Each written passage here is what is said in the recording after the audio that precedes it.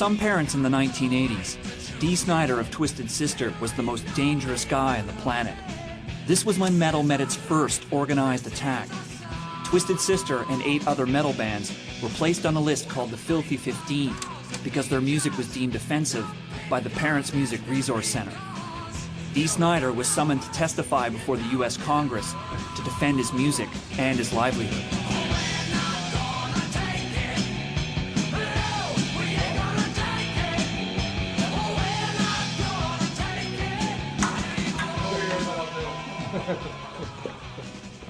'1984 was a pretty insane time for Twisted Sister. We were hearing bits and pieces about this Parents Music Resource Center and Tipper Gore, but not really registering because we were getting protests and religious groups at every show. So just another parent group that, you know, was putting Twisted Sister on a list of targets. We have always talked about the positive aspects of the music industry, but of course the highlight has been on the excesses that have been allowed to develop as we have tried to focus our concern on those excesses. Somebody approached our office that they want, the Senate committee is having a hearing on censorship with the PMRC and wanted to know if I would come and speak. Now my view of it, when I heard it, was they want me to carry the flag into battle. Hell yeah. Braveheart, baby. Braveheart wasn't even out, but that sort of mentality. Give me the fucking flag, man. Let's go. I knew that they were, like everybody else, grossly underestimating me.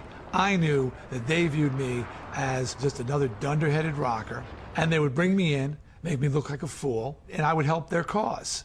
They did not know that I could construct a sentence and speak English fluently. And I'm there in my cut-off denim, my skin-tight jeans, my snakeskin boots, and a little bit of eye makeup left underneath, and my big hair. And I ain't getting dressed up for nobody. I'm a dirtbag, and I'm proud. And I'm playing these people like, you know, I mean, mentally I'm setting these guys up for the kill. I have got my speech in my back pocket, which I have worked on for a few weeks and honed and refined till it's a frickin' nuclear weapon. Folded up like a gazillion times, like a bad kid bringing his homework to school. You know, when I open it up and I'm flattening it out on the table, really deliberate, and they're going, oh man, this is a lamb being brought to the slaughter. And I start reading. Since I seem to be the only person addressing this committee today who has been a direct target of accusations from the presumably responsible PMRC, I would like to use this occasion to speak on a more personal note and show just how unfair the whole concept of lyrical interpretation and judgment can be, and how many times this can amount to little more than character assassination. And I am just tearing apart everything that they've accused me of, disproving without beyond a shadow of a doubt that everything they've accused me of has been wrong, false, and they are scrambling. They were saying that Under the Blade was about sadomasochism and bondage. It was about my guitar player's throat operation. It's not really a wild leap of the imagination to jump to the conclusion that that's about something other than surgery or hospitals, neither of which are mentioned in the song. No, it's not a wild jump, and I think what I said in one part was that songs allow a person to put their own imagination, experiences, and dreams into the lyrics. People can interpret it many ways.